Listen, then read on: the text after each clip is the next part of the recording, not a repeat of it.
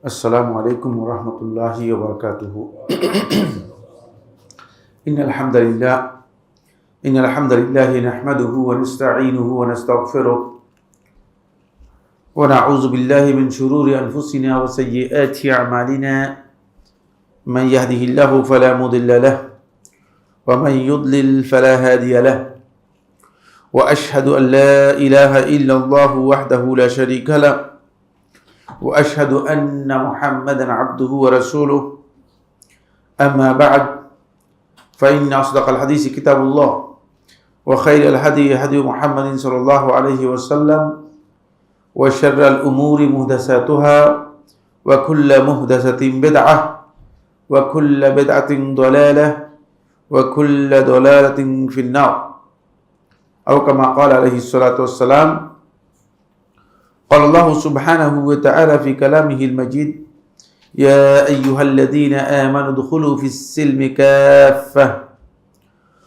وقال رسول الله صلى الله عليه وسلم في حديث النعمان بن بشير رضي الله تعالى عنه: عباد الله لتسون صفوفكم أو ليخالفن الله بين قلوبكم. أخرجه البخاري ومسلم. সম্মানিত উপস্থিতি, সম্মানিত দিনী ভাই বোন, শুরুতে আল্লাহ রাব্বুল আলামিনের অসংখ্য শুকরিয়া যে মহান রাব্বুল ইজ্জত ওয়াল জালাল অত্যন্ত মেহেরবানি করে ইয়াউমুল জুমার এই বিকেল বেলায় আমাদেরকে অত্যন্ত গুরুত্বপূর্ণ একটি মাজলিসুল ইলমে একত্রিত হওয়ার তৌফিক দিয়েছেন। এজন্য আল্লাহ রাব্বুল আলামিনের শুকরিয়া আদায় করি, আলহামদুলিল্লাহ। আমরা গত আলোচনায় আপনাদের সামনে সপ্তম যে মূলনীতি রয়েছে সালাফদের মানহাজের উপর, এই বিষয়ে কথা বলছিলাম। সেখানে আমরা এই সপ্তম মূলনীতিটি আলোচনা করেছি। মূলনীতির যে দলিলগুলো আছে, আমার যতটুকু খেয়াল পড়ে, মূলনীতির দলিলগুলোও আমরা আলোচনা করেছি। মূলনীতির যে দলিলগুলো রয়েছে সেগুলো আমরা আলোচনা করেছি। সম্ভবত মানে কিছু অংশ হয়তো বাকি থাকতে পারে, জানা নেই। সপ্তম যে মূলনীতি, আজকে সেই মূলনীতির উপর বাকি যেই বক্তব্যটুকু আছে আমরা চেষ্টা করব খুব সংক্ষেপে সেগুলো তুলে ধরার জন্য। মা তৌফিক ইল্লা বিল্লাহি আলাইহি তাওয়াক্কালতু ওয়া ইলাইহি উনীব। আল্লাহ সুবহানাহু ওয়া তাআলা যেহেতু আল্লাহর দিন, এটা বান্দাদের জন্য আল্লাহ রাব্বুল আলামিন একটা পরিপূর্ণ দিন দিয়েছেন। যদি আংশিক দেন তাহলে এটা আল্লাহ তাআলার সুন্নতেরই পরিপন্থী। মানে দিনের মধ্যে কিছু আছে কিছু নাই এই চিন্তা করার কোনো সুযোগ নেই। আমাদের সমাজের মধ্যে অনেক আছে মনে করে যে এটা দিনের বিষয়, এখানে হয়তো দিন আছে, অন্যখানে হয়তো দিন নেই। তারা দিনের কিছু বিষয় আছে সেগুলো মানে দিনের বাইরে তালাশ করে, অনুসন্ধান করে দিনের বাইরে। কিন্তু আল্লাহ তাআলা মেহেরবানি করে একটা কমপ্লিট দিন দিয়েছেন, যাতে করে দিনের কোনো বিষয়ে বাইরে কোথাও অনুসন্ধান করতে না হয়। জানা না থাকলে জানতে হবে। যার কাছে সন্ধান নেই তিনি সন্ধান নেবেন। কিন্তু এখানে কমপ্লিট বক্তব্য আছে।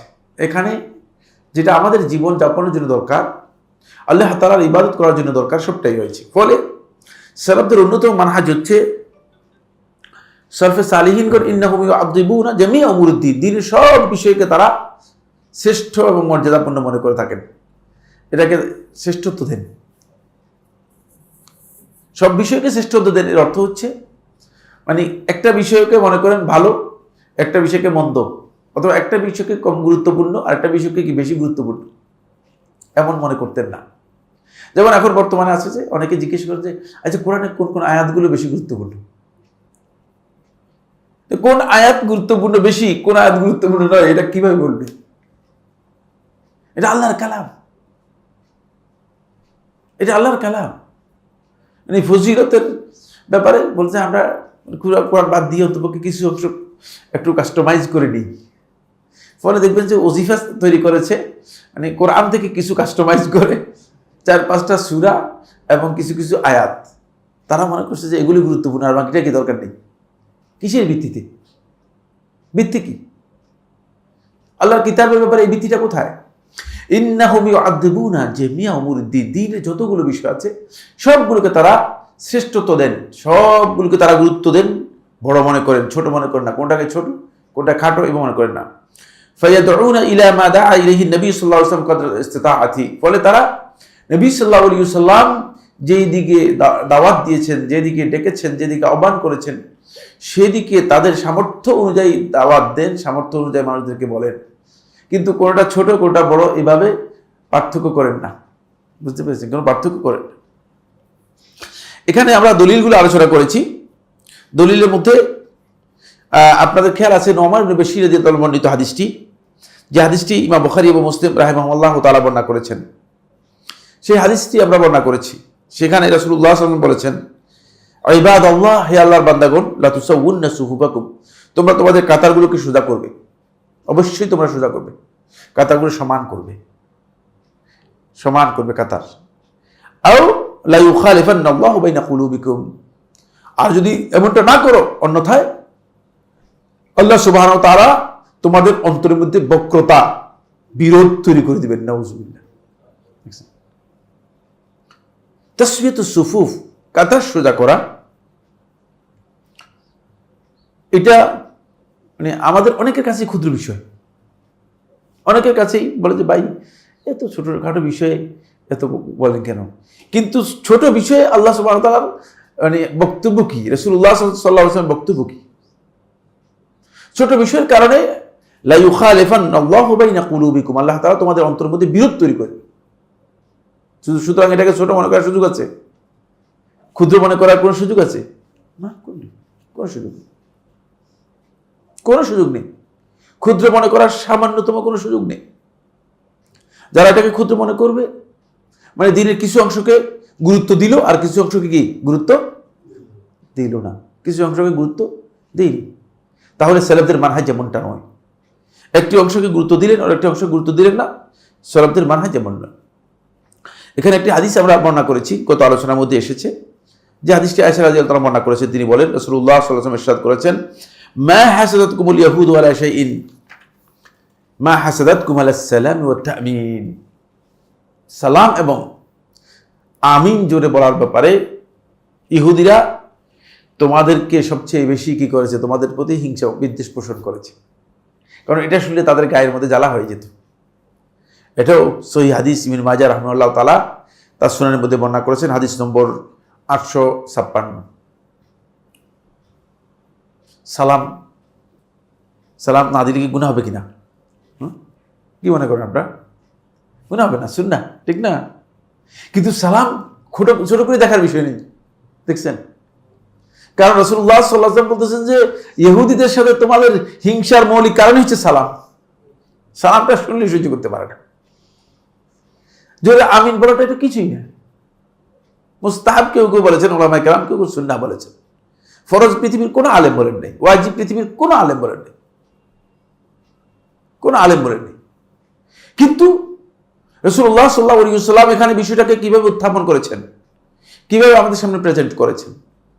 রাসূলুল্লাহ সাল্লাল্লাহু আলাইহি ওয়াসাল্লাম বলেছেন যে এটার কারণেই তোমাদের ইহুদিদের সাথে বিরোধ, বিদ্বেষ। কারণ এই যে আমিন শব্দটা বলো, ইহুদিদের কলিজা ফেটে যায়, ইহুদিদের কলিজা ফেটে যায়। কারণ হচ্ছে আপনি যে কথাগুলো আগে বলছেন সেগুলো আপনি না বুঝার কারণে আপনার কলিজাতে আঘাত আনতেছে না, কিন্তু ইহুদিরা তো বুঝতে পেরেছেন কিনা? কারণ আপনি যে কথাগুলো বলেছেন, গায়রিল মাগদুবি আলাইহিম ওয়ালাদ-দাল্লিন, এরপরে আমিন শব্দটা যখন তারা শুনে তখন তাদের কলিজা ফেটে যায়। কারণ হচ্ছে তাদের বিরুদ্ধে এটা হচ্ছে সবচেয়ে বড়, আল্লাহর কাছে সবচেয়ে বড় বদদোয়া। হ্যাঁ, আমি আপনি হয়তো বুঝি নাই, এই জন্য আর আমাদের কিনে কোনো সমস্যাই হচ্ছে না, কিন্তু এই ইহুদিদের কলিজা ফেটে যেত। আনিল আজরাক ইবনে কাইস রাহিমাহুল্লাহ তাআলা তিনি বর্ণনা করেন, قال صلى بنا امام لنا يكنى ابو رمثا, একজন ইমাম আমাদেরকে নিয়ে সালাত আদায় করলেন, ইমামতি করলেন। ইউকান্না আবু রামসা, যার নাম কুনিয়ত ছিল আবু রামসা, উপনাম ছিল আবু রামসা। فقال صليت هذه الصلاه مع النبي صلى الله عليه وسلم, তারপর তিনি বললেন যে এই যে সালাত, মানে এই যে দেখতে পেলা আমি তোমাদেরকে নিয়ে যেভাবে সালাত আদায় করলাম, ঠিক এইভাবেই আল্লাহ রাসূল সাল্লাল্লাহু আলাইহি ওয়াসাল্লামের সাথে আমি সালাত আদায় করেছি। বুঝাচ্ছে যে সালাতের কাইফিয়ত, সালাতের সিফাত, সালাতের মূল বৈশিষ্ট্য রাসূলুল্লাহ সাল্লাল্লাহু আলাইহি ওয়াসাল্লামের সালাত যেভাবে ছিল ঠিক সেভাবেই। তারপরে তিনি বলেন, قال وكان أبو بكر وعمر يقومان في الصف المقدم عن يمينه আবু বকর এবং ওমর রাদিয়াল্লাহু তাআলা আনহুমা এই দুইজন দাঁড়াতেন ফি সফিল মুকদ্দম প্রথম কাতারে আন ইয়ামিনিহি রাসূলুল্লাহ সাল্লাল্লাহু আলাইহি ওয়াসাল্লামের ডান পাশে রাসূল সাল্লাল্লাহু আলাইহি ওয়াসাল্লাম যেদিকে দাঁড়াতেন তার ডান দিকে তারপরে ওয়া কানা রাজুলুন ক্বাদ শাহিদা তাকবীরাতাল উলা মিনাস সালাহ আমাদের মধ্যে এক ব্যক্তি তাকবীরাতুল উলা অর্থাৎ তাকবীরাতুল ইহরাম বা তাকবীরে তাহরিমা সালাতের প্রথম তাকবীর পেয়েছে সালাতের প্রথম থেকে আমাদের মধ্যে একজন ব্যক্তি তাকবীর পেয়েছে মানে এক শুরু থেকেই ছিল ثم سلم عن يمينه وعن يساره আমরা রাসূলুল্লাহ সাল্লাল্লাহু আলাইহি ওয়াসাল্লাম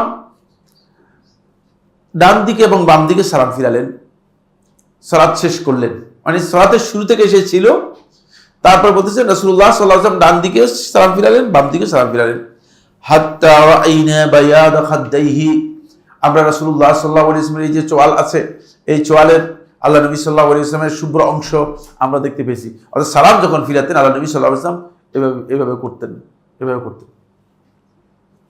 তাহলে সালাম যদি ফিরাতেন আসসালামু আলাইকুম তাহলে হতো না বর্ণনা দিচ্ছেন যেহেতু আমরা বুঝতে পারি সালাম কিভাবে আল্লাহ নবী সাল্লাল্লাহু আলাইহি ওয়াসাল্লাম ফিরিয়েছেন এভাবে ফিরাতেন বুঝতে পেরেছেন হাত্তা রাআইনা বায়াদা খাদ্দাইহি রাসূলুল্লাহ সাল্লাল্লাহু আলাইহি ওয়াসাল্লামের দুই চোয়ালের সাদা অংশটুকু আমরা দেখতে পেয়েছি এটাকে চোয়াল বলা হয় খাদ বলা হয় তাকে অংশটা আমরা রাসূলুল্লাহ সাল্লাল্লাহু আলাইহি ওয়াসাল্লামের এই অংশটুকু দেখেছি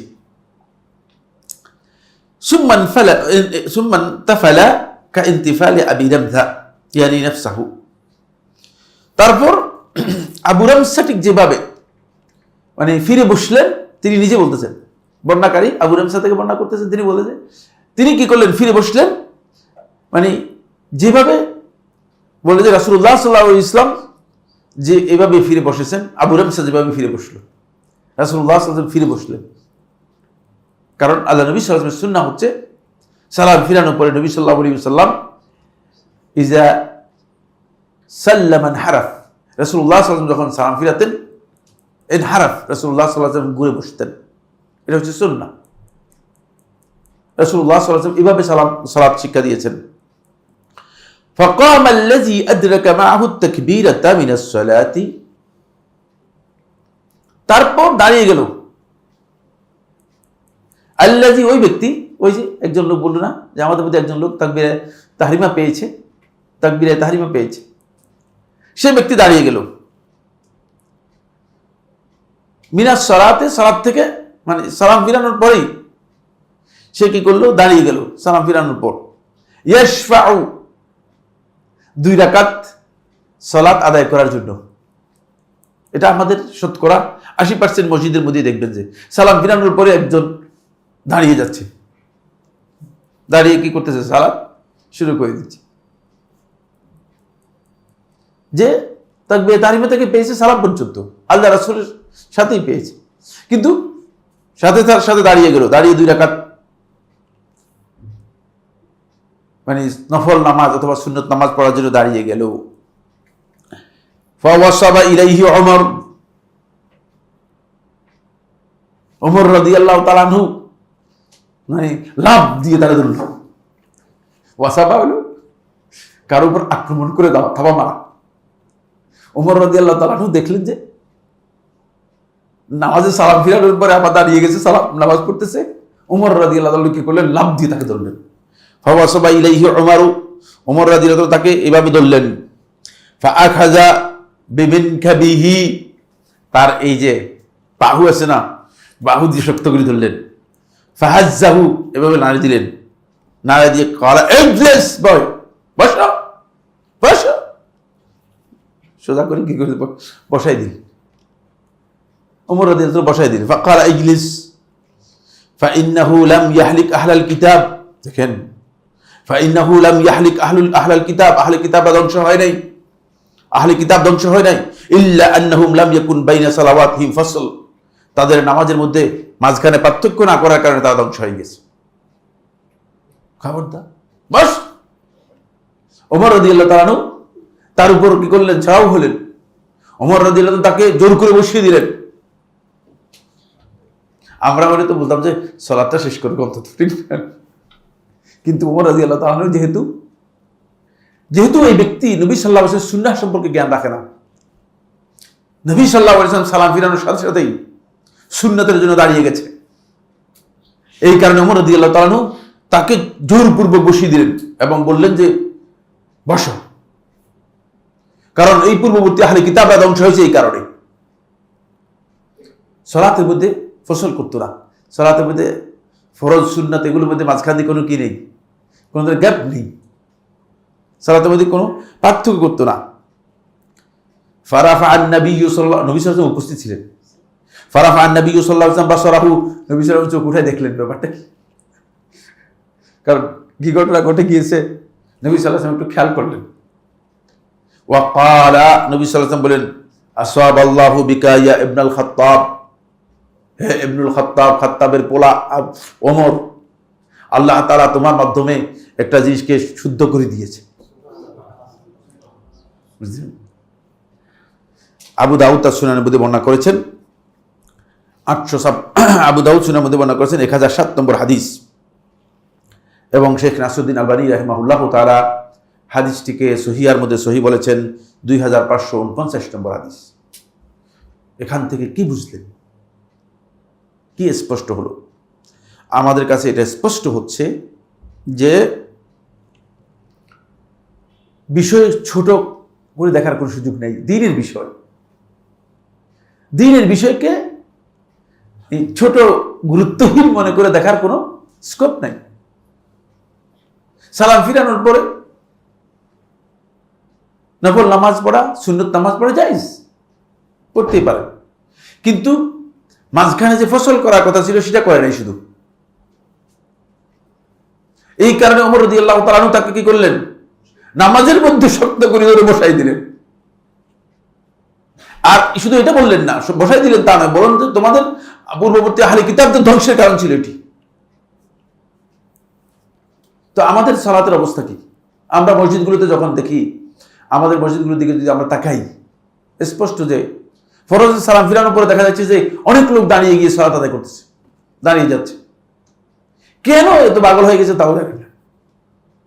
এদের তো সালাত আদায় করার আগে, সালাত জানার আগে সালাতের বিধান জানতে হবে। আর মসজিদের মুয়াজ্জিন, ইমাম, খতিব যারা আছে তারাও এগুলো কিছুই বলতেছে না। এই বিষয় সম্পর্কে তাদের কোনো বক্তব্যই নেই, কোনো কিছুই বলছে না, যেটাতে সুন্নাহ আদায় নয়। এই হাদিস কি আমি তৈরি করছি কিনা? হ্যাঁ, আপনারা কি মনে করেন এটাকে আমি তৈরি করলাম? এবার আবু দাউদ রাহমাতুল্লাহ করেছেন তার সুনানের মধ্যে। এই মৌলবী যারা আছে প্রত্যেকটা মৌলবী হাদিস পড়ছে, কিন্তু দুর্ভাগ্যের বিষয় হচ্ছে তারা ইহুদিদের আলেমদের মতো হককে তারা গোপন করে রাখতেছে, হক মানুষের কাছে বলতে চাচ্ছে না। তবে এই হাদিস কি মানে তাদের কাছে কি এর উত্তর কি দিবে তারা? কেন এই কথাগুলো মানুষের কাছে, সমাজের মানুষগুলো বিভ্রান্ত হয়ে যাচ্ছে? আপনি দেখবেন যে শতকরা 2-3 জন লোক সালাতের পরে যে তাসবিহগুলো আছে, আজকারগুলো আছে, সেগুলো করে না। তারা সালাম ফিরানোর পরেই বেদাতি একটা মুনাজাত হয়, মুনাজাত হওয়ার পরে আবার তারা নামাজের জন্য দাঁড়িয়ে যাচ্ছে। এসবটাই বেদাতের মধ্যে নিয়ে গিয়েছে। নবী সাল্লাল্লাহু আলাইহি ওয়াসাল্লাম সুন্নাহ কোনো জায়গাতেই রাখে নাই, কোনো জায়গাতে কি করে নাই, সুন্নাহকে অনুসরণ করে নাই। এখান থেকে বোঝা যাচ্ছে এটা আমাদের মূল আলোচ্য বিষয় হচ্ছে যে সালফে সালেহিনগণ দ্বীনের বিষয়গুলোকে এমনভাবে গুরুত্ব দিতেন যে এটা ক্ষুদ্র কি না, হুকুমের দিক থেকে কি খবরদার, এইটা করতেন না। ফলে সাহাবায়ে কেরামগণ যখন আল্লাহ নবী সাল্লাল্লাহু আলাইহি ওয়াসাল্লাম আব্দুল্লাহ ইবনে আব্বাস রাদিয়াল্লাহু বর্ণনা করেন, তিনি বলেন সাহাবায়ে কেরামগণ যখন রাসূলুল্লাহ সাল্লাল্লাহু আলাইহি ওয়াসাল্লাম কোনো আমল পেতেন, তখন সাহাবায়ে কেরাম জিজ্ঞেস করতেন না আল্লাহ রাসূল সাল্লাল্লাহু আলাইহি ওয়াসাল্লাম এটা কি ফরজ না সুন্নাত করছেন। কারণ সাহাবায়ে কেরামদের সময় ফরজ সুন্নাত ওয়াজিব এগুলো জিজ্ঞেস করা হতো না। ফরজ সুন্নাত ওয়াজিব ফিকহের সুবিধার জন্য ফকিহগণ খুব ভালো করে, কারণ ফকিহগণ পরবর্তী সময় কি করেছে, এগুলোকে বের করেছে গবেষণার মাধ্যমে। কিন্তু এই আহকামগুলো রাসূলুল্লাহ সাল্লাল্লাহু আলাইহি ওয়াসাল্লাম সাহাবায়ে কেরাম জিজ্ঞেস করতেন না, কারণ সাহাবায়ে কেরামগণ আল্লাহ রাসূলের অনুসরণকে, সুন্নাতকে, রাসূলুল্লাহ সাল্লাল্লাহু আলাইহি ওয়াসাল্লামের কাজটাকে সবচেয়ে বেশি অগ্রাধিকার দিতেন। এটা মনে করতেন যে এটা দ্বীন, রাসূলুল্লাহ সাল্লাল্লাহু আলাইহি ওয়াসাল্লাম করেছেন, যেহেতু এটা দ্বীন রাসূলুল্লাহ সাল্লাল্লাহু আলাইহি ওয়াসাল্লাম করেছেন, সুতরাং এখানে নিজের মন গড়া করার কিছুই সুযোগ নেই। এই জন্য সাহাবায়ে কেরাম জিজ্ঞেস করতেন না এটা কি ফরজ আল্লাহ রাসূল সাল্লাল্লাহু আলাইহি ওয়াসাল্লাম নাকি এটা সুন্নত নাকি নফল, যেটা কখনো কোথাও জিজ্ঞেস করেন।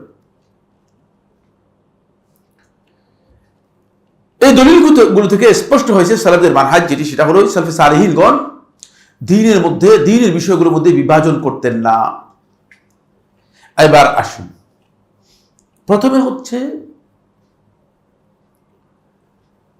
সুফিবাদে বিশ্বাসী এবং একদল দার্শনিক ও মুতাকাল্লিমিন যারা আছে, তারা দ্বীনের মৌলিক বিষয়গুলোকে, দ্বীনের এই জিনিসগুলোকে উমুর দ্বীন যেটা, সেটাকে তারা দুই ভাগে ভাগ করেছে। কয় ভাগে ভাগ করেছে? দুই ভাগে ভাগ করেছে। একটা হচ্ছে আল-লুব্বু, লুবাব, সার, মূল বিষয়, যেটা আপনার সার। আরেকটা হচ্ছে আল কুসুর, কুসুর হচ্ছে খোলস, খোসা। জামা কাপড় হচ্ছে খোসা, সুন্নত হচ্ছে খোসা।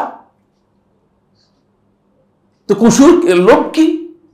লোভ হচ্ছে যেটা সার, মানে আপনি, তারা এটাকে উদাহরণ দিয়েছে খুব সুন্দর করে, সুফিরা উদাহরণ দিয়েছে, তারাও উদাহরণ দিয়েছে। সেটা হচ্ছে নারিকেল, দেখছেন তো না? নারিকেলের উপরে যে খোসা আছে, এটা কি কাজে লাগে কিনা? হ্যাঁ, আসলে তো খোসা, ঠিকই তো বলছে।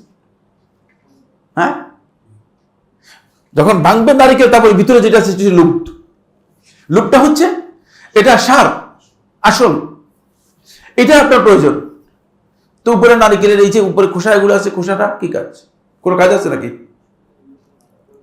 বলেছে দ্বীনের যে বিষয়গুলো আছে, এই বিষয়গুলোকে দুই ভাগে ভাগ করেছে। খোসা এত বেশি ইম্পর্টেন্ট না, লুপ যেটা, সার যেটা, যেটা আসল জিনিস, বুঝতে পেরেছেন? যেটা মূল জিনিস, এটা হচ্ছে মূল কাজ, এটা হলো দরকার, এটা দরকারি। আপনি নারিকেল খাবেন না খোসা খাবেন? হ্যাঁ, তো আপনার তো খোসাই যথেষ্ট, ঠিক না? কিন্তু তাদের জানা নেই নারিকেলের জন্য খোসা যদি না থাকে, নারিকেলের এই লুপ থাকবে না, ঠিক না? এই নারিকেলের লুপ হবে না। খোসার জন্য, মানে খোসার প্রয়োজনীয়তা ওই লুপের মতোই, কিন্তু তারা আলাদা করে দিয়েছে। ফলে এই সুফিবাদের লোকেরা, প্রথমে দার্শনিক এবং সুফিবাদের লোকেরা এটা উদাহরণ দিয়েছে। তারা বলেছে যে শরীয়তের যে সমস্ত বিধিবিধানগুলো আছে, যেগুলো সুন্নাহর মাধ্যমে অথবা বিভিন্ন আমলের মাধ্যমে প্রমাণিত হয়েছে, এগুলো হচ্ছে কুসুর, খোসা। এগুলো অত বেশি সার বিষয় না। সার বিষয় হচ্ছে শরীয়তের মধ্যে মৌলিক কয়েকটা বিষয়, আর বাকিগুলো সবগুলোই কুসুর, এত বেশি ইম্পর্টেন্ট না। এমনকি কেউ কেউ বলছে সালাতও এত বেশি ইম্পর্টেন্ট না। সালাত হচ্ছে মূলত এক প্রকারের প্রশিক্ষণ, সিয়াম হচ্ছে প্রশিক্ষণ, বেশি ইম্পর্টেন্ট না। তারা বলছে সালাত, সিয়াম, হজ এগুলো হচ্ছে এক প্রকারের প্রশিক্ষণ। কিসের প্রশিক্ষণ দিচ্ছে? আপনাকে প্রশিক্ষণ দিচ্ছে যে আপনি আল্লাহ রাব্বুল আলামিন বান্দা হয়ে সত্যিকার মানে জিহাদের জন্য প্রস্তুতি নিতে পারেন কিনা। এটা হচ্ছে কুসুর। সালাত হচ্ছে কি? খোসা, খোলস, উপরের অংশ। ফলে তাদের কাছে আপনার লেবাসটা কেমন হলো এটা কত ইম্পর্টেন্ট না। আপনার মানে মুখের অবস্থা কি হলো, আপনার মধ্যে ইসলাম আছে কিনা, এটা কত তেমন বেশি গুরুত্বপূর্ণ বিষয়। গুরুত্বপূর্ণ বিষয় হচ্ছে আপনার অন্তর ঠিক আছে কিনা। বলে তারা বলেছে যে বাহ্যিক দিকগুলো এগুলো শরীয়তের মৌলিক বিষয় না, এগুলো হচ্ছে খোলসের মতো, এগুলো অত গুরুত্ব দেওয়ার বিষয় না। এটা সালাফদের মানহাজের 100% পরিপন্থী। কারণ সালফে সালেহিনগণ বাহ্যিক বিষয়গুলোকে শরীয়তের অদৃশ্য বিষয়ের দলিল হিসেবে গ্রহণ করেছেন, অদৃশ্য বিষয়ের দলিল হিসেবে গ্রহণ করেছেন। ফলে ইমাম আহমদ বিন হাম্বল রাহমাতুল্লাহ থেকে বর্ণিত হয়েছে, শেখুল ইসলাম ইবনে তাইমিয়া রাহমাতুল্লাহ থেকে বর্ণিত হয়েছে, আরো অনেকের কাছ থেকে বর্ণিত হয়েছে, যদি কোনো ব্যক্তিকে দেখো যে ইন্নাহু ইয়াতাহাওয়ানু ফিল মুহাফাজাতি আলা সালাত, সালাত মুহাফাজা করার ব্যাপারে, সালাত আদায় করার ব্যাপারে সে মানে অলসতা করে, মানে গুরুত্ব দেয় না, একটু খামখেয়ালি করে, সালাত ঠিকঠাক মতো সময় মতো আদায় করে না, সালাতের প্রতি গুরুত্ব নেই। কাল গাসসিল ইয়াদাইকা আনহু, তোমার দুই হাত তার কাছ থেকে ধুয়ে নাও। কি বুঝছেন কিনা? তার সাথে তোমার দরকার নেই, তার সাথে তোমার দরকারই নেই। এটাকে কি সলবে সালিহিনগণ কুসুর মনে করেছে না লুপ মনে করেছে? কোনটা? হ্যাঁ, চিন্তা করেন, লুপ মনে করেছেন। সুতরাং তারা যে বলেছে জাহেরি, যে বাহ্যিক বিষয়গুলো আছে, এই বিষয়গুলো হচ্ছে শুধু ডেকোরেশন, এগুলো তেমন কোনো ইম্পর্টেন্ট বিষয় না। ফলে এই কারণেই মানে তাদের মানে অনেককে দেখবেন যে তারা বলে যে শরীয়তের বিধিবিধানগুলো পালন করার প্রয়োজন নেই। এক পর্যায়ে যখন আল্লাহর সাথে বান্দার মিলন ঘটে যাবে, নাউযুবিল্লাহি মিন যালিক, যেটাকে তারা নাম দিয়েছে মানে আল ফানা ফিল্লাহ, মানে আল্লাহর মধ্যে যে একেবারে কি হয়ে যাবে, মিশে যাবে। যখন আল্লাহর মধ্যে কোনো ব্যক্তি মিশে যাবে, তখন তার আর প্রয়োজন নেই শরীয়তের এই সমস্ত মানে কুসুর যেগুলো আছে, এই খোলস ধারণ করার। খোলসের আর প্রয়োজন নেই, খোলসটা জাস্ট মানে এটা অল্প কিছু সময়ের জন্য। ফলে তাদের বক্তব্য হচ্ছে তারা যারা খোলস থেকে একেবারে কিসে পৌঁছে গেছে, লুপ্তে পৌঁছে গেছে, আসল জিনিসের মধ্যে পৌঁছে গেছে, সারে পৌঁছে গেছে, তাদের দ্বীনের তেমন কোনো প্রয়োজন নেই। এটা এক ধরনের তাকসিম, কোন সন্দেহ এটা বাতিল এবং একটা ভুল ক্লাসিফিকেশন করেছে। দিনকে এই দুই ভাগে ভাগ করার আদৌ ইসলামী কোনো পদ্ধতি নেই। সুতরাং যারা দিনকে এই দুই ভাগে ভাগ করেছে তারা মূলত মানুষদেরকে পথভ্রষ্ট করেছে। সালাফদের মানহাজের সাথে এর কোনো মিল নেই, সালাফদের মানহাজের সাথে এর কোনো মিল নেই। মুতাকাল্লিমিনদের আরেক দল, আর উসুলিন যারা আছে, উসুল বলা থাকে যারা ইলমুল উসুলে যারা পারদর্শী। উসুলে ফিকহ এটা গুরুত্বপূর্ণ একটি বিষয় ইসলামের। ফিকহের সাথে উসুলে ফিকহটা অত্যন্ত গুরুত্বপূর্ণ বিষয়। আমাদের মদিনা ইউনিভার্সিটির শরিয়ার মধ্যে ফিকহ, উসুলে ফিকহ এগুলোর উপর পিএইচডি দেওয়া হয়। উসুলে ফিকহের উপর আমাদের ডক্টর মোহাম্মদ মনজুর ইলাহি তিনি পিএইচডি করেছেন। উসুল ফিকহ অত্যন্ত গুরুত্বপূর্ণ একটা বিষয়।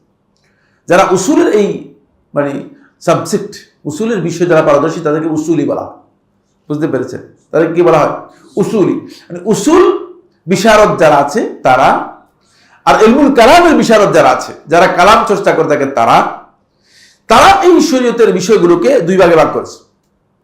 কাসসামুহা ইলা কিসমাইনি, দুই ভাগে ভাগ করে। কিছু বলেছে উসুল মৌলিক বিষয়, আর কিছু হচ্ছে ফুরু, এগুলো হচ্ছে খুচরা বিষয়, শাখা প্রশাখা। ফুরু হচ্ছে কি? শাখা প্রশাখা, শাখা প্রশাখা, ফুরু খুচরা বিষয়। এই যে দুই ভাগে ভাগ করেছে, এই দুটা থিম দিয়েছে। পরে কোনো একটা জিনিসকে যখন আপনি খুচরায় নিয়ে যাবেন, শাখা প্রশাখায় নিয়ে যাবেন, ঠিক আছে, শাখা প্রশাখায় যখন নিয়ে যাবেন, তখন খুব ভালো করে খেয়াল করুন, তখন এর গুরুত্ব উসুলের চেয়ে কি হয়ে যাবে? কম হয়ে যাবে, কমে যাবে। আপনি উসুলকে দিন মনে করতেছেন, দিনের গুরুত্বপূর্ণ বিষয় মনে করতেছেন, আর পুরোটাকে দিনের গুরুত্বপূর্ণ বিষয় মনে করতেছেন না। বলে এই যে গুরুত্বের মধ্যে যে একটা পার্থক্য, এটা সালাফদের কাছে ছিল না। কিসের ভিত্তিতে এই পার্থক্য করেছেন?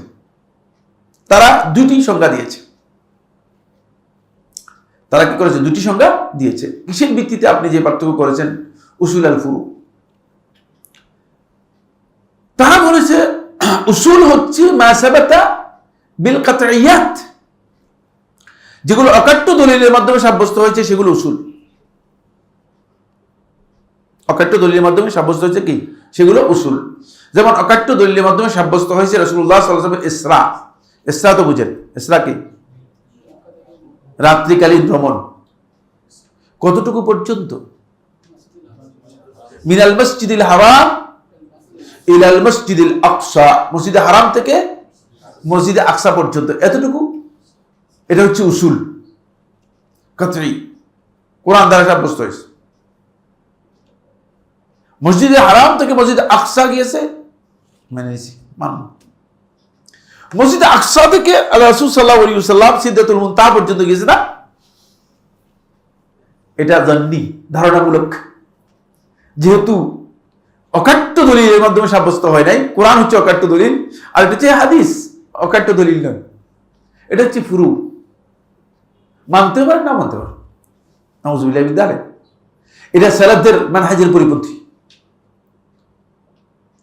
ফলে যারা বলেছে যে হাদিসের আমল, হাদিসের বক্তব্য, হাদিস থেকে ইলম সাব্যস্ত হয় না, জন সাব্যস্ত হয়, ধারণা সাব্যস্ত। এর হচ্ছে কি, মানে একেবারেই দৃঢ় প্রত্যয় ভিত্তিক জ্ঞান, যে জ্ঞানের মধ্যে কোনো কি নেই, সন্দেহ সংশয়ের অবকাশ নেই।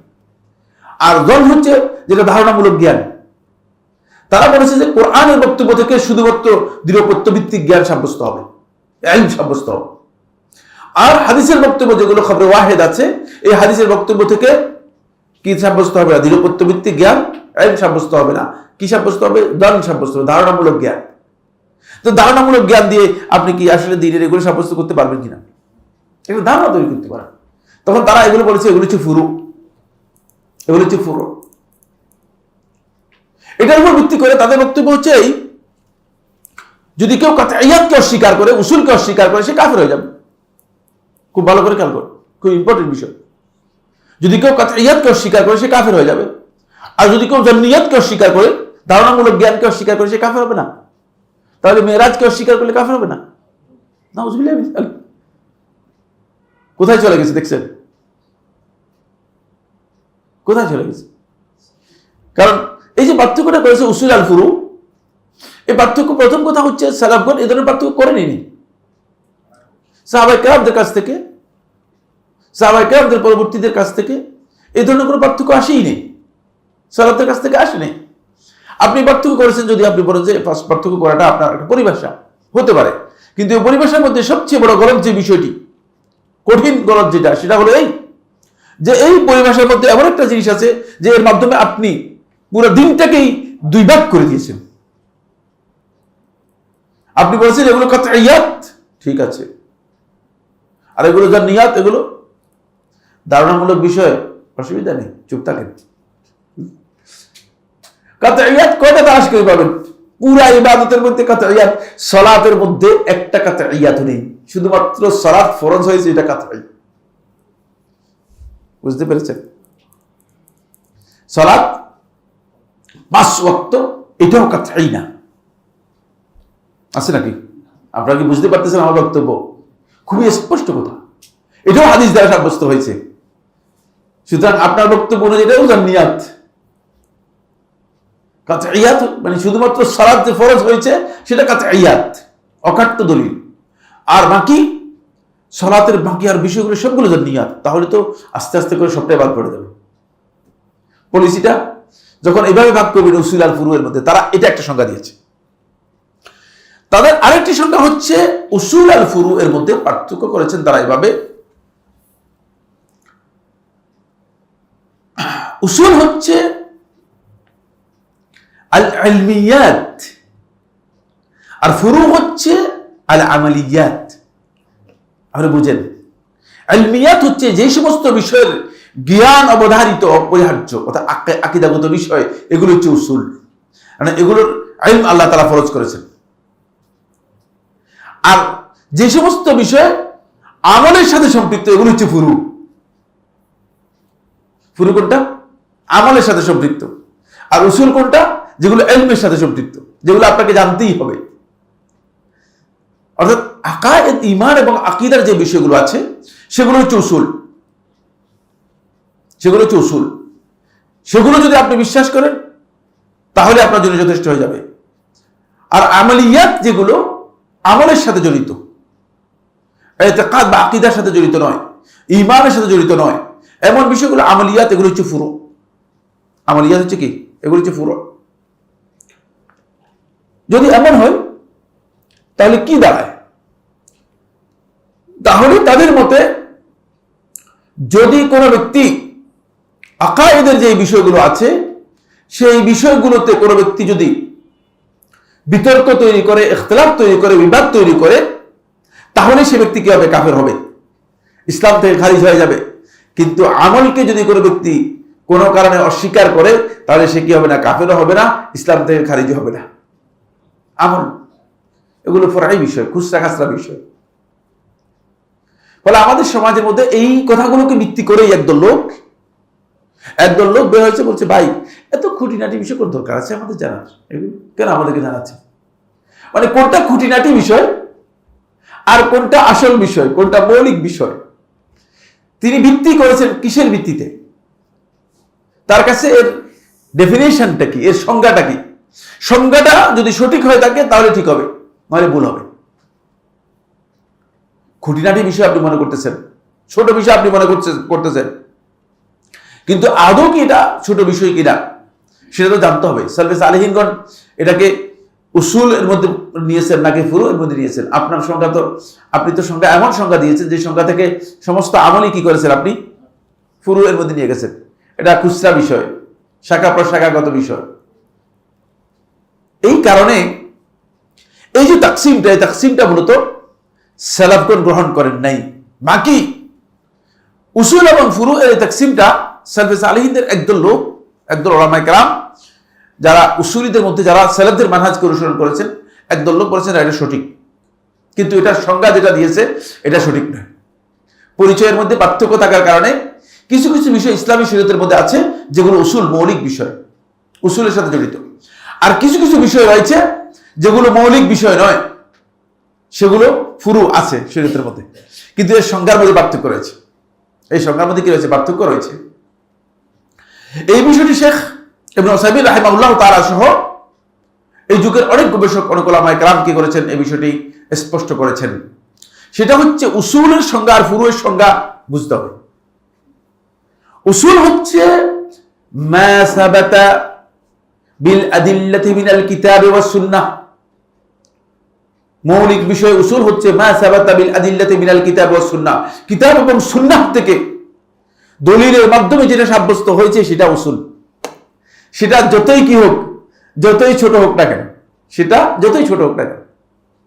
আপনি দেখেন আল্লাহ নবী সাল্লাল্লাহু আলাইহি ওয়াসাল্লাম যখন মিসওয়াকের কথা বলেছেন, আস-সিওয়াকু মাতহারাতুল লিল ফাম ওয়া মারদাতুল লির-রব, দেখেন মিসওয়াক করাটা এটা তোমার মুখের জন্য পবিত্রতার কারণ, ওয়া মারদাতুল লির-রব, আল্লাহর সন্তুষ্টির কারণ। তাহলে আপনি মিসওয়াক করাটাকে ক্ষুদ্র করবেন কিভাবে? মিসওয়াক করাটাকে আপনি কি ছোট করে দেখার কোনো সুযোগ আছে? মানে এই চিন্তা করার সুযোগ আছে যে মিসওয়াক করাটা এটা ফুরু হতে পারে? হ্যাঁ, মোটেও না, খুব ভালো করে, মোটেও না। মা সাবাতা বিল আদিল্লাতি মিনাল কিতাবি ওয়াস সুন্নাহ, কোরআন এবং সুন্নাহ থেকে দলিলের মাধ্যমে যেটা সাব্যস্ত হয়েছে সেটা উসুল। যদিও সেই বিষয়টা আমাদের কাছে ছোট মনে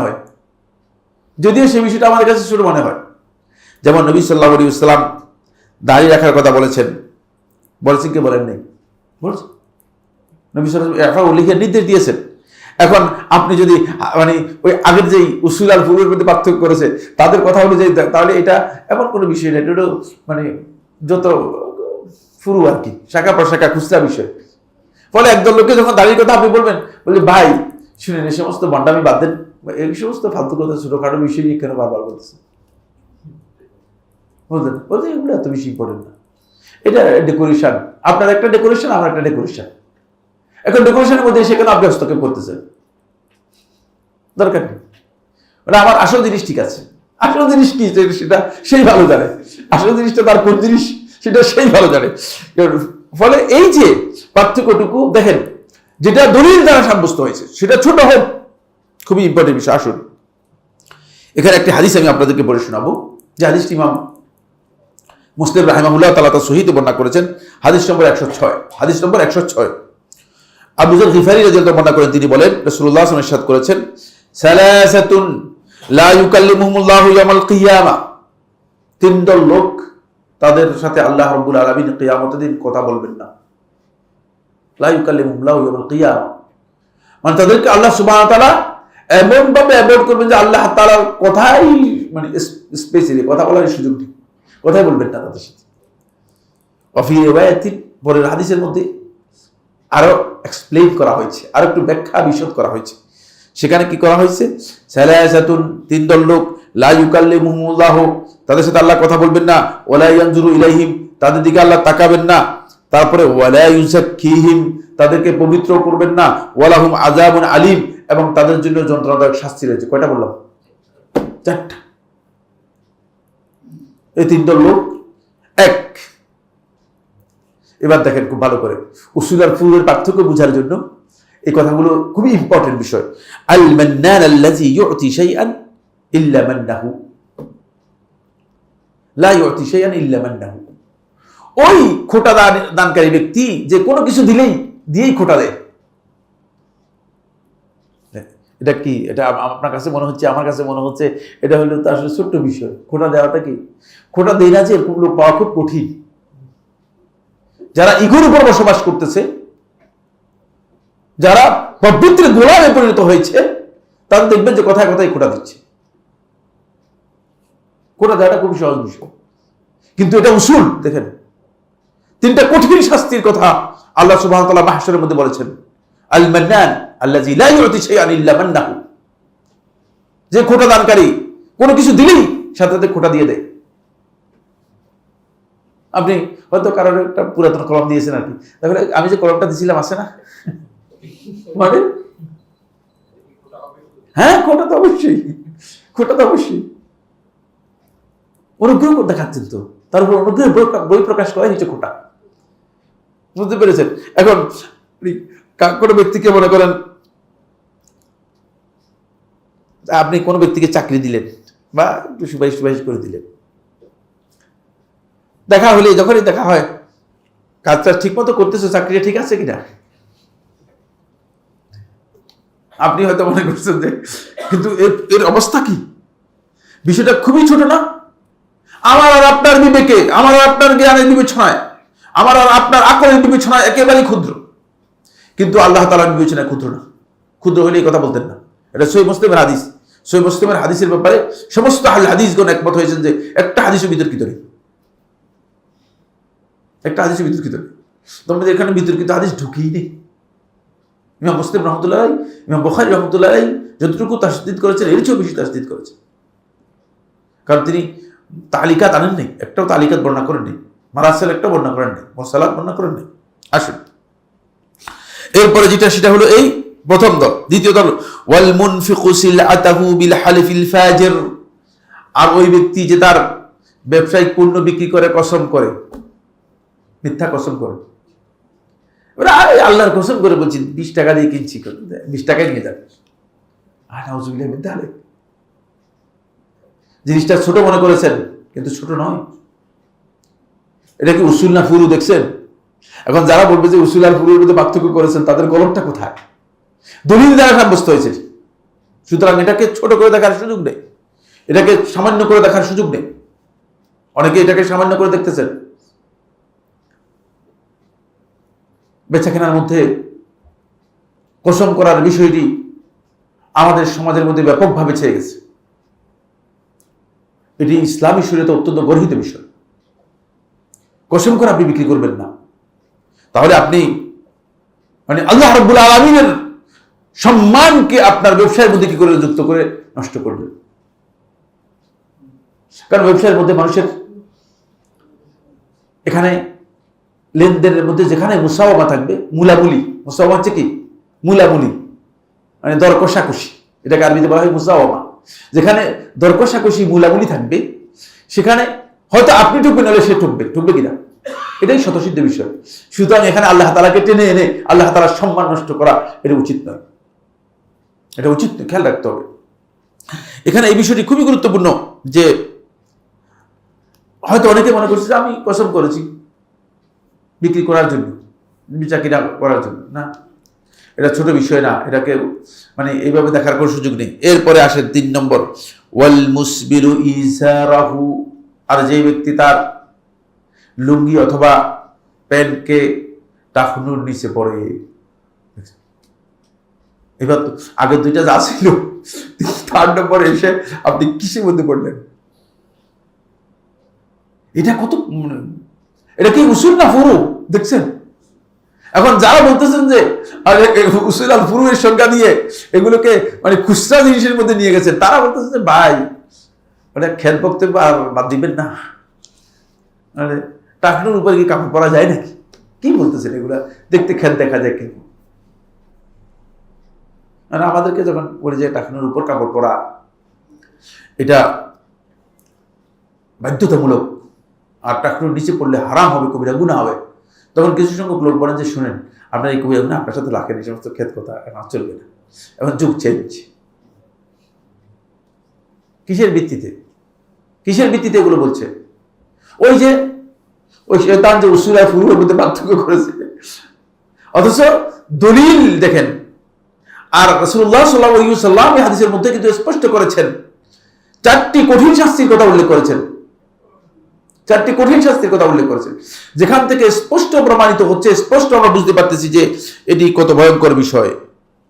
তাহলে উসুলের সালফে সালেহিনদের মানহাজ অনুযায়ী উসুলের সংজ্ঞা হচ্ছে, এই কারণেই উসুলের সংজ্ঞা হচ্ছে মা সাবাতা বিল আদিল্লাতি মিনাল কিতাব ওয়া সুন্নাহ, যেটা কিতাব এবং সুন্নাহর দলিলের মাধ্যমে সাব্যস্ত হয়েছে সেটা হচ্ছে উসুল। ওয়াল ফুরু, আর ফুরুয়ের সংজ্ঞা হচ্ছে মা লাম ইয়াসবুত বিল আদিল্লাতি মিনাল কিতাব ওয়া সুন্নাহ ওয়া ইন্নামা সাবিতু বিল ইজতিহাদ, যেটা কিতাব এবং সুন্নাহ থেকে দলিলের মাধ্যমে সাব্যস্ত হয় নাই, বরং ইজতিহাদের মাধ্যমে সাব্যস্ত হয়েছে, সেটা হচ্ছে ফুরু। বুঝতে পেরেছেন? যেখানে ইজতিহাদের জায়গা আছে, ইজতিহাদের বাজার আছে, সেখানে আপনি বলতে পারেন যে হ্যাঁ এই বিষয়টা ফুরু। এই জন্য এটা হচ্ছে সঠিক বক্তব্য উসুল এবং ফুরুয়ের। যদি কেউ উসুল এবং ফুরুতে তাকসিম ক্লাসিফিকেশন করেন, ভাগ করেন, বিভাজন করেন, কিন্তু সালফে সালেহিন সাহাবায়ে কেরামদের কাছ থেকে উসুলের পার্থক্য আর ফুরুয়ের পার্থক্য আসেই নেই। সাহাবায়ে কেরাম এই পার্থক্য করেনই নাই। এই পার্থক্য কি করেনি নাই? আসল এরপরে যে পয়েন্টটি সেটা হলো সুফিবাদের যারা বিশেষ মানে ব্যাপকভাবে সুফিবাদের মধ্যে যারা নিজেদেরকে ইনভলভ করে নিয়েছে ব্যাপকভাবে, তারা অনেকেই সুফিদের যে দৃষ্টিভঙ্গি রয়েছে সেই দৃষ্টিভঙ্গির আলোকে শরীয়তের এই বিষয়গুলোকে তারা 4টি ভাগে ভাগ করে নিয়েছে। কিসের তাকসিম করেছে তারাও জানে না, কেন এই তাকসিম বা এই বন্টন করেছে, এই ভাগ করেছে সেটাও জানে না। বলেছে যে শরীয়ত, এরপর হচ্ছে তরিকত, এরপর হচ্ছে মারিফত, এরপর হচ্ছে হাকিকত। এই যে 4 প্রকারের তাকসিম, এটা সালাফদের কাছ থেকে পাওয়া যায়। শরীয়তটা কি জিনিস তাদের কাছে? শরীয়তটা হচ্ছে তাদের কাছে ইলমুদ যাহির, জাহিরি জ্ঞান। সুফিবাদের লোক যারা ছিল তারা, সুফিরা মনে করতো যে জাহিরি জ্ঞানের প্রয়োজনই নেই। এই জন্য তারা আল্লাহ তাআলার সাথে সম্পৃক্ত হওয়ার জন্য এক প্রকারের জ্ঞান চর্চা করতো, তার নাম হচ্ছে ইলাহিয়ত অথবা উলুহিয়ত অথবা ইলমুল লাহুত, সবটাই বলা হয়। আমি যে মাদ্রাসায় পড়েছি, মাদ্রাসার খানকা আছে, মসজিদ নেই। কি আছে? খানকা আছে, মসজিদ নেই। যে মাদ্রাসা থেকে পড়ে আসছি, আপনাদেরকে যে বলতেছি যে সমস্ত ওস্তাদের কাছে পড়ে আসছি, তা মসজিদ নাই, খানকা আছে। বুঝতে পেরেছেন?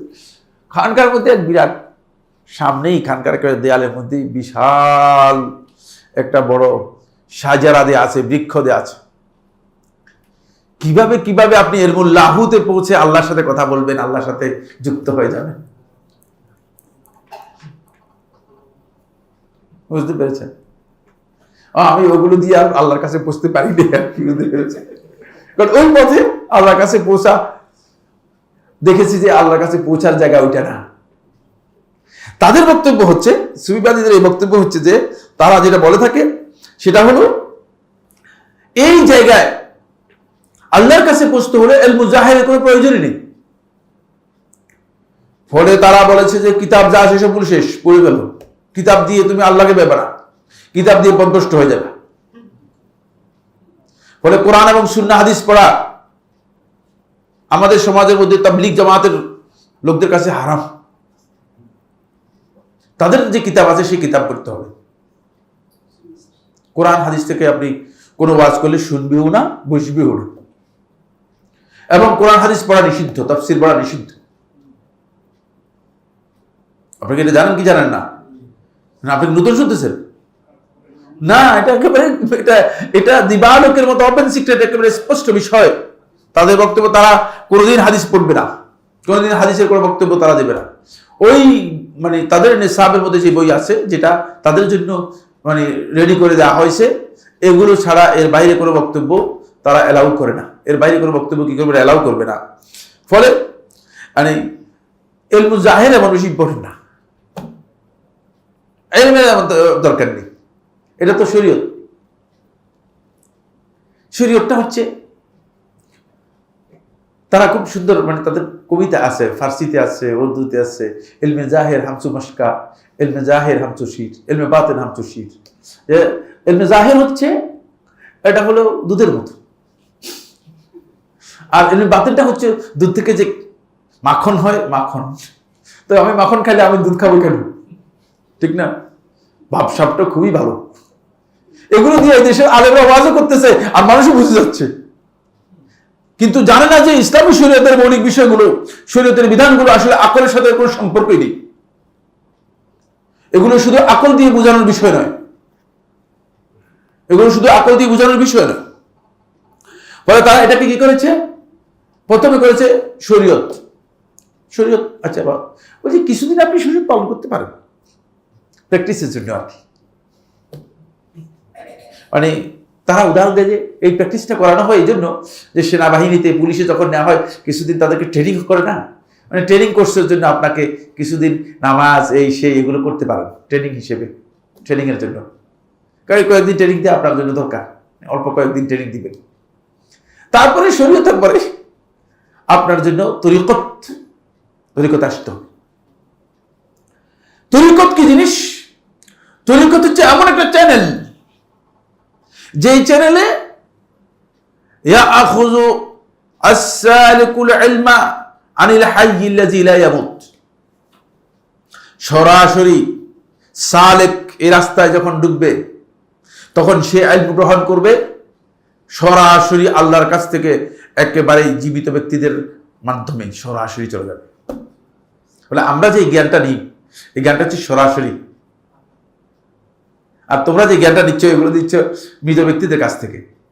পার্থক্য যে জায়গায় সব শেষ হয়ে গেছে। কারণ আমরা যখন হাদিস বর্ণনা করি, আমরা বলি হাদ্দাসানা ফুলান, হাদ্দাসানা ফুলান, হাদ্দাসানা ফুলান, হাদ্দাসানা ফুলান, ঠিক না? অমুকে হাদিস বর্ণনা করেছে, সব তো মৃত। আবু বকর বলতেছে আবু বকর তো মারা গেছে, কিন্তু তারা সেভাবে নেয় না। তাদের বলছে যে তারা সরাসরি একেবারে আল্লাহ রাব্বুল আলামিনের কাছ থেকে ইলম নেয়। এই চ্যানেলটা হচ্ছে তাদের সরাসরি পীরের এই চ্যানেলের মাধ্যমে। কারণ এই চ্যানেলটা যখন আপনি এখানে ঢুকবেন, তখন দেখবেন যে আপনি সরাসরি জ্ঞান অর্জন করতে পারতেছেন। আপনার এই শরীয়তের মানে এই সমস্ত বইপত্রের কোনো দরকারই নেই। বই আপনার ড্যামেজ, এগুলো এখন কুকুরের খাওয়া দিতে পারেন, মানে বা মানে এটাকে কি বলে সেন মাফা বিক্রি করে ফেলে দেন। কারণ আপনার এখন সরাসরি ইলমের জায়গায় আপনি পৌঁছে গেছেন। এটার নাম হচ্ছে তরিকত। তাদের কাছে এটার নাম হচ্ছে কি? তরিকত। তৃতীয় নম্বর হচ্ছে মারিফত। তরিকতের এই জায়গায় যখন আপনি আসবেন, যখন এই জায়গায় আপনি পৌঁছবেন, তখন আপনার আল্লাহ রাব্বুল আলামিনের সাথে আপনার কি হয়ে যাবে? আল্লাহ রাব্বুল আলামিনের সাথে আপনার ঘনিষ্ঠতা পরিচয়, মানে প্রকৃত পরিচয় লাভ হবে। মানে এতদিন পর্যন্ত আল্লাহ তাআলা আপনাকে চিনে নাই, আপনি আল্লাহকে চিনেন নাই, আপনি এগুলো প্র্যাকটিস করছেন, আপনি বেহুদা। আল্লাহ তাআলা আপনাকে ভালো করে চিনতে পারে নাই, আর আপনি আল্লাহকে চিনতে পারেন নাই। যখন এই চ্যানেলে যাবেন, তাদের তৈরি করা এই চ্যানেলে যখন যাবেন, তখন আপনি দেখবেন যে আল্লাহ তাআলাকে চিনে যাচ্ছেন, এবং সরাসরি আল্লাহ তারা আল্লাহ রাব্বুল আলামিনকে চিনেন বলতে বোঝায় যায় এই যে সরাসরি আল্লাহ রাব্বুল আলামিনকে তারা পেয়েই যায়। নাউযুবিল্লাহি মিন যালিক, যেটা নবী এবং রাসূলদের বক্তব্য থেকেও প্রমাণিত হয় নাই, কোন বক্তব্য থেকে আসেনি। কোন বক্তব্য থেকে, নবী সাল্লাল্লাহু আলাইহি ওয়াসাল্লামের বক্তব্য থেকে অথবা সাহাবায়ে কেরামদের বক্তব্য থেকে, সালাফদের কারো বক্তব্য থেকে এই ধরনের কোনো কথা আসে না। আল্লাহ তাআলার সাথে এই পরিচয়ের প্রশ্নই আসে না। এরপরে 4 নম্বর যে বাদ করেছে তারা, সেটা হচ্ছে এই এটা হচ্ছে লুব। ওই যে আগে লুব বলেছিলাম, এটা হচ্ছে হাকিকত। হাকিকত শব্দটা হক থেকে এসেছে। হাকিকত এজন্য বলা হয়েছে যে তখন আপনি যেটা প্রকৃত বাস্তব বিষয়, আল্লাহর সাথে আপনার সরাসরি কি হয়ে যাবে, মিলন হয়ে যাবে। সরাসরি আল্লাহ তাআলার মধ্যে আপনি কি হয়ে যাবেন, মানে নিজেকে বিলীন করে দিতে পারবেন, মিশে যেতে পারবেন। তখন আল্লাহ এবং বান্দার মধ্যে আর কোনো পার্থক্য থাকবে না। বান্দার মধ্যে আর কোনো পার্থক্য থাকবে না। এই যে আল্লাহ এবং বান্দার মধ্যে কোনো পার্থক্য থাকবে না, এই সুফিবাদীদের এই যে বক্তব্যটা, এই বক্তব্যটাই তারা বুঝানোর জন্য একটা উদাহরণ দিয়েছে। সেটা হচ্ছে নারিকেলের উদাহরণ দিয়েছে। শরীয়ত করেছে উপরে যে খোসা আছে, এই খোসাকে ফেলে দেন। যতদিন থাকা দরকার ততদিন রাখার পরে কি করবেন, ফেলে দিবেন। ফেলে দেওয়ার পরে ওই যে এলমুল জাহের ফেলে দিয়েছেন, জাহেরি জ্ঞান ফেলে দিয়েছেন।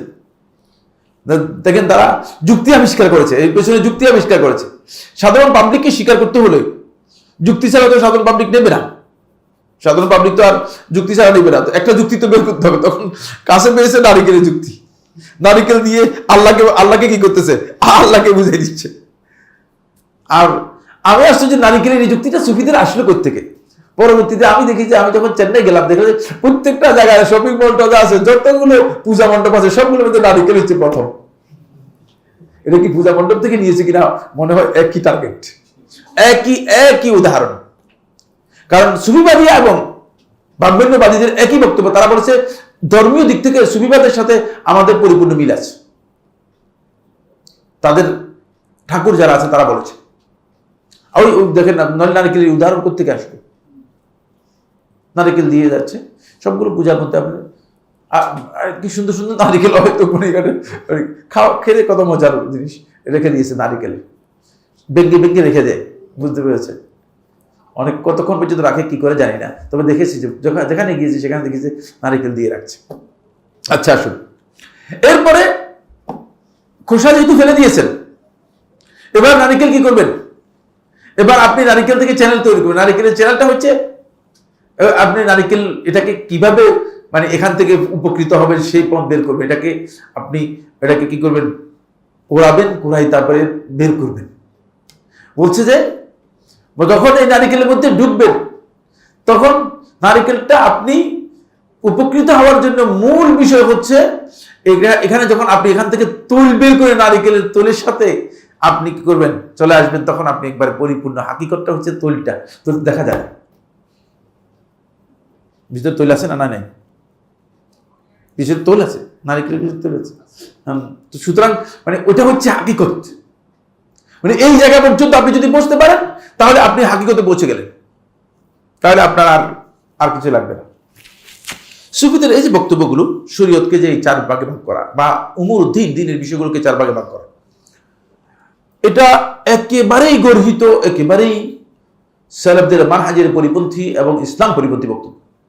তার কারণ হচ্ছে যদি শরীয়তকে 4 ভাগে ভাগ করেন তাহলে মানে এই ভাগগুলো কিসের ভিত্তিতে করেছেন? 1, দলিল থাকতে হবে। 2 নম্বর হচ্ছে শরীয়ত তো পুরাটাই দিন। ভাগ করতে হলে আপনাকে, তাহলে শরীয়তের এই জিনিসগুলোকে ভাগ করতে হলে আপনাকে বাকি জিনিসগুলো, বাকি ভাগের জন্য আপনাকে কি করতে হবে? এগুলোর ভিত্তি আপনাকে উল্লেখ করতে হবে। এগুলো কোনো ভিত্তি ইসলামের মধ্যে নেই। কারণ শরীয়তের দলিল তো আমাদের কাছে স্পষ্ট, কোরআন এবং হাদিস। তো কোরআন হাদিস কোনটাকে ভাগ করে আপনি মারফতে নিয়েছেন, কোনটাকে ভাগ করে আপনি তরিকতে নিয়েছেন, কোনটাকে ভাগ করে আপনি কি হাকিকতে নিয়েছেন? ডাহা মিথ্যা কথা। এই বক্তব্যগুলো আজকের সমাজে মানুষগুলো খাচ্ছে এবং এগুলোকে সবচেয়ে বেশি গুরুত্ব দিচ্ছে। এগুলো কোনো ভিত্তি নেই। এ সম্পর্কে যে বিস্তারিত আলোচনা রয়েছে, কিন্তু সময়ের কারণে আমরা মনে হয় এই বিষয়গুলো আলোচনা করতে পারবো না। তবে সালাফদের বক্তব্যে এই সমস্ত বিষয় স্পষ্ট। সলফে সালেহিনগণ এই বক্তব্যকে কুফরির কাজে বলেছেন।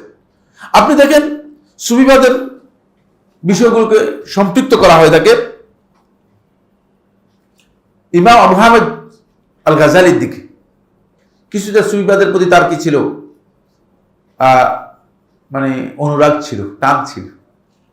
কিন্তু ইমাম আবু হামেদ গাজালি রহমতুল্লাহ তার বইয়ের মধ্যে তিনি ইহইয়ার মধ্যে উল্লেখ করেন, মান ক্বালা, যে ব্যক্তি এই কথা বলে, ইন্নাল হাকিকাতা তুখালিফু শারিয়া, যে হাকিকত যেটা এটা শরীয়তের বিপরীত, শরীয়তের সাথে এর বিরোধ আছে।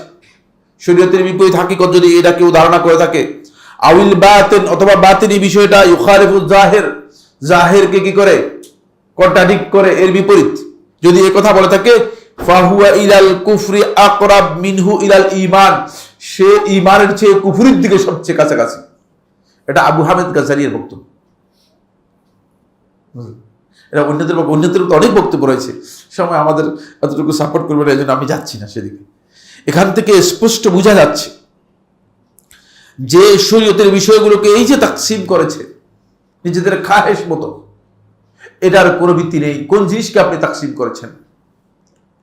অথচ আমরা জানি যে রাসূলুল্লাহ সাল্লাল্লাহু আলাইহি ওয়াসাল্লামও কিন্তু এই বিষয়টি স্পষ্ট করে গেছেন। উমরউদ্দিনকে রাসূলুল্লাহ সাল্লাল্লাহু আলাইহি ওয়াসাল্লাম 3 ভাগে ভাগ করেছেন। উমরউদ্দিনকে রাসূলুল্লাহ সাল্লাল্লাহু আলাইহি ওয়াসাল্লাম 3 ভাগে ভাগ করেছেন। কোন কোথায় ভাগ করেছেন কে বলতে পারবেন? হ্যাঁ, কে বলতে পারবেন কোথায় ভাগ করেছেন? উমরউদ্দিনকে রাসূলুল্লাহ সাল্লাল্লাহু আলাইহি ওয়াসাল্লাম 3 ভাগে ভাগ করেছেন। যেমন একটু সামনের দিকে আসে, একটু সামনের দিকে আসে, পেছনে একটু জায়গা হয়, যেন সবাই যেন একটু অল্প একটু সামনের দিকে আসে। হ্যাঁ, রাসূলুল্লাহ সাল্লাল্লাহু আলাইহি ওয়াসাল্লাম উমরউদ্দিনকে 3 ভাগে ভাগ করেছেন। কোথায়? হাদিসে জিবরিলের মধ্যে। হাদিসে জিবরিল এটা প্রসিদ্ধ বিষয়। রাসূলুল্লাহ সাল্লাল্লাহু আলাইহি ওয়াসাল্লাম 3 ভাগে ভাগ করেছেন: ঈমান, ইসলাম, ঈমান, তারপরে কি ইহসান। দেখেন এই হাদিসের শেষে রাসূলুল্লাহ সাল্লাল্লাহু আলাইহি ওয়াসাল্লাম বলেছেন যে হাযা জিবরিল আতাকুম লিইউআল্লিমাকুম দীনাকুম, এই হচ্ছে জিবরিল, আতাকুম তোমাদের কাছে এসেছে, লিইউআল্লিমাকুম দীনাকুম তোমাদের দ্বীন শিক্ষা দেওয়ার জন্য। আর দ্বীন শিক্ষা দিয়েছে 3টি স্তরে। কয়টি স্তরে? 3টি স্তরে। 1 নম্বর হচ্ছে ইসলাম, 2 নম্বর হচ্ছে ঈমান, 3 নম্বর হচ্ছে ইহসান। সুতরাং যদি কেউ মানে ভাগ করতে যায় তাহলে তিনি দ্বীনকে এর বাইরে ভাগ করার কোনো ক্ষমতা নেই। তাই এই যে ভাগ, এই ভাগের কারণে যেটা হয়েছে সেটা হলো এই দ্বীনের কিছু বিষয়কে সালেফে সালেহিনগণ যেটাকে অনেক বেশি গুরুত্ব দিয়েছেন, সেই বিষয়গুলোকে অনেকেই কি করেছেন, একেবারে অবজ্ঞা করেছেন। আর বর্তমানে সেটা আরো বেশি অবহেলিত হচ্ছে। শুধু কোন রকম ফরজটা কোন রকম যদি ধরে রাখতে পারে, মনে করে যে অনেকেই ফরজের ব্যাপারেই যথেষ্ট, আর বেশি দরকার কি, আর এত করার কোনো কিছু দরকার আছে কিনা, এটাকে গুরুত্ব দিচ্ছে না। সহিহ মুসলিমে সালমান ফারসি রাদিয়াল্লাহু তাআলা আনহু বর্ণিত হাদিস থেকে বোঝা যায়, সালমান ফারসি রাদিয়াল্লাহু তাআলা আনহু ইহুদির সাথে কথোপকথন হচ্ছিল, একজন ইহুদির সাথে কথোপকথন হচ্ছিল। এই কথোপকথনে সালমান ফারসি রাদিয়াল্লাহু তাআলা আনহু কে ইহুদি প্রশ্ন করলো যে কি ব্যাপার, তোমাদের নবীকে দেখতেছি সব বিষয়ে শিক্ষা দিচ্ছে, সব বিষয়ে বলতেছে, একেবারে যত বিষয় আছে সবগুলো বলতেছে। তখন সালমান ফারসি রাদিয়াল্লাহু তাআলা ইহুদিকে বললেন যে হ্যাঁ, তুমি ঠিকই বলেছো, আমাদের নবী সাল্লাল্লাহু আলাইহি ওয়াসাল্লাম আমাদেরকে আল্লামানা কুল্লা শাই, সবকিছু, হাত্তাল খিরাআতা, এমনকি আমরা কিভাবে পেশাব পায়খানা করব সেগুলো শিখিয়েছি। তাহলে পেশাব পায়খানা এগুলোও কিন্তু শরীয়তের মধ্যে শাখা প্রশাখা, খুচরা নয়। খুচরা যদি হতো আসমান থেকে ওহী নাজিল হতো না। খুব ভালো করে খেয়াল করো, বিষয়গুলো যদি খুচরা হতো, শাখা প্রশাখা হতো, তাহলে আল্লাহ সুবহানাহু ওয়া তাআলা ওহীর মাধ্যমে সেগুলো জানাতেন না। তাই যারা এই ধারণা করেছেন যে ওহীর মাধ্যমে সাব্যস্ত হয়েছে এমন বিষয়, এটা খুচরা বিষয়, তিনি আসলে ইসলাম বুঝেন নাই। তিনি ইসলামকে খুচরা করে দিয়েছেন, তার ইসলামটাই কি খুচরা হয়ে গেছে, তার ইসলামটাই সে বুঝতে পারেন নাই। আল্লাহ সুবহানাহু ওয়া তাআলা ওহীর মাধ্যমে যে বিষয় জানিয়েছেন সেটাকে ছোট করার, সালাতের মানহাজের পরিপন্থী, সেটাকে খাটো করে দেখার কোনো সুযোগ নেই। তখন তিনি বলেছেন যে রাসূলুল্লাহ সাল্লাল্লাহু আলাইহি ওয়াসাল্লাম হ্যাঁ আমাদেরকে সব কিছু শিক্ষা দিয়েছেন। এখান থেকে বোঝা যায় যে দ্বীনের কোনো বিষয় আমাদেরকে যদি দ্বীনের দলিল দ্বারা প্রমাণ হয় থাকে, এটাকে এর মর্যাদা সাব্যস্ত করতে হবে। এটাকে ছোট করে দেখার সুযোগ নাই, এর ধারণা করার সুযোগ নাই যে এটা খোসা খোলস অথবা মানে শাখা প্রশাখা, বরং সবটাই দলিল দ্বারা সাব্যস্ত হলে সেটা হচ্ছে লুব। ফলে নবী সাল্লাল্লাহু আলাইহি ওয়াসাল্লামের কাছ থেকে সহিহ হাদিস দ্বারা সাব্যস্ত হয়েছে, যদি দ্বীনের কোনো বিষয়ে যেগুলো দলিলের মাধ্যমে সাব্যস্ত হয়েছে, যদি কোনো ব্যক্তি সেগুলোকে কোনো না কোনো কারণে সেগুলোকে কোনো ব্যক্তি অস্বীকার করে অথবা সেগুলো নিয়ে কোনো ঠাট্টা বিদ্রুপ করে, ইউখশা আলাইহি মিনার রিদ্দাহ, মুরতাদ হয়ে যাওয়ার তার ব্যাপারে ভয় রয়েছে। ইউখশা আলাইহি মিনার রিদ্দাহ ওয়ালাকিন লাআল্লাহু ইউযারু বিল জাহাল, তবে যদি জাহেল হয় সেই জায়গায় আমরা বলতে পারি যে জাহেল হওয়ার কারণে হয়তো তাকে কি করা হবে, ক্ষমা করা হবে অথবা তার ওজর ও প্রতিটুকু গ্রহণ করা হবে। কিন্তু যদি ওই ব্যক্তি জেনে শুনে দ্বীনের এই বিষয়গুলোকে উপহাস করার জন্য, ঠাট্টা বিদ্রুপ করার জন্য সেই দিকে মানুষদেরকে আহ্বান করে এবং সেদিকে বলে, তাহলে সেই ব্যক্তি কোনো সন্দেহ নেই তার এই বক্তব্য গ্রহণযোগ্য হবে না। বরং এই ধরনের বিষয়ে ঠাট্টা বিদ্রুপ করলে তাহলে সে দিন থেকে বেরিয়ে যাবে। ছোট বিষয়, একেবারে ক্ষুদ্র বিষয়। রাসূলুল্লাহ সাল্লাল্লাহু আলাইহি ওয়াসাল্লাম এটাকে রিদ্দাতের মধ্যে নিয়ে গেছেন। পরে সূরা তাওবার 66 নম্বর আয়াতের মধ্যে বলেছেন আল্লাহ সুবহানাহু ওয়া তাআলা, কুল আবিল্লাহি ওয়া আয়াতিহি ওয়া রাসূলিহি কুনতুম তাস্তাহজিউন, বলুন আপনি তোমরা কি আল্লাহ, তার আয়াত, তার রাসূলের ব্যাপারে তোমরা ঠাট্টা বিদ্রুপ করছো? লা তা'তাযিরু, না ঠাট্টা বিদ্রুপ কিছু করো। ছোট্ট বিষয় ছিল রাসূলুল্লাহ সাল্লাল্লাহু আলাইহি ওয়াসাল্লামের সাথে, ছোট্ট একটি বিষয় নিয়ে তারা কেমন কথা চালাচালি করতেছে। আল্লাহ তাআলা বলতেছে লা তা'তাযিরু, আর কোনো ওজর পেশ করো না। কাদ কাফারতুম বাদা ঈমানিকুম, তোমরা তোমাদের ঈমানের পরে কুফরি করেছো। দেখছেন? সুতরাং এটাকে ছোট করে দেখার কোনো সুযোগ নেই। ফলে কোনো ব্যক্তি যদি কাউকে মেসওয়াক করতে দেখে যদি ঠাট্টা বিদ্রুপ করে, সে মুরতাদ হয়ে যাবে। ফকিহগণ বলেছেন তা সে মুরতাদ হয়ে যাবে। এই বিষয়ে রাউদাতুত তালিবিনের মধ্যে ইমাম নববী রাহমাতুল্লাহ আলাইহি 55টি কারণ উল্লেখ করেছেন। যাদের পড়ার সুযোগ আছে পড়ে নেবেন, খুবই গুরুত্বপূর্ণ বিষয়। এই বিষয়ে হানাফি ফকিহগণ তাদের ফতোয়া আলমগীরের মধ্যে 200টি কারণ উল্লেখ করেছেন। তা হানাফি ফকিহগণ আরো বেশি কঠোরতা অবলম্বন করেছেন। এখন এই আমাদের এই মৌলবীদের এই দশা কেন? তারা এই কিতাবগুলো পড়ে, কিতাব পড়ে শুধুমাত্র বাহাদুরি করার জন্য, শুধুমাত্র আলেম হওয়ার জন্য কিতাব পড়ে, আমলের জন্য নয়, অথবা এই কিতাবের ইলম মানুষকে জানানোর জন্য নয়। যদি মানুষকে জানানোর জন্য পড়তো অথবা মানুষকে জ্ঞান দেওয়ার জন্য পড়তো, তাহলে এই অবস্থা হতো না। বিস্তারিত আলোচনা করেছেন ফতোয়া আলমগীরের মধ্যে, আপনি দেখেন আছে। কোন ব্যক্তি যদি মিসওয়াক নিয়ে রাসূলুল্লাহ সাল্লাল্লাহু আলাইহি ওয়াসাল্লামের সুন্নাহ কাউকে ঠাট্টা বিদ্রুপ করে থাকে, সে ব্যক্তি কি হয়ে যাবে? মুরতাদ হয়ে যাবে। কোন ব্যক্তি যদি দাড়ি নিয়ে ঠাট্টা বিদ্রুপ করে, রাসূলুল্লাহ সাল্লাল্লাহু আলাইহি ওয়াসাল্লাম দাড়ি ছেড়ে দিতে বলেছেন। সুতরাং সামান্য যদি কি করে ঠাট্টা বিদ্রুপ করে, যেটা আল্লাহ রাসূল সাল্লাল্লাহু আলাইহি ওয়াসাল্লামের সম্মানের সাথে যায় না, তাহলে সে ব্যক্তি কি হয়ে যাবে? সে ব্যক্তি মুরতাদ হয়ে যাবে। আল্লাহুম্মা ইন কানা জাহিলান, যদি সে ব্যক্তি জাহেল হয় তাহলে ক্ষমা পাবে, কারণ জাহেল ব্যক্তি যার মধ্যে জাহালাত রয়েছে সে কি ক্ষমা পাবে। তাহলে আমরা মোটামুটি আজকের আলোচনা এখানেই শেষ করছি যে সালাফিদের মানহাজ হচ্ছে তারা গুরুত্ব দিতেন সকল বিষয়ে, দ্বীনের মৌলিক যতগুলো বিষয় আছে যেগুলো দলিল দ্বারা সাব্যস্ত হয়েছে সব ব্যাপারে গুরুত্ব দিতেন।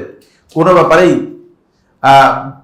খুঁটিনাটি মনে করে কোনো বিষয়ে কি করতেন না, উপেক্ষা করতেন না, অত মনে করতেন যেগুলো খুঁটিনাটি বিষয় বাদ দেন। এই বিষয় সালাফদের কাছ থেকে প্রমাণিত হয়নি। আযা সুবহানাকাল্লাহুম্মা ওয়া বিহামদিকা আশহাদু আল্লা ইলাহা ইল্লা আনতা আস্তাগফিরুকা ওয়া আতুবু ইলাইক।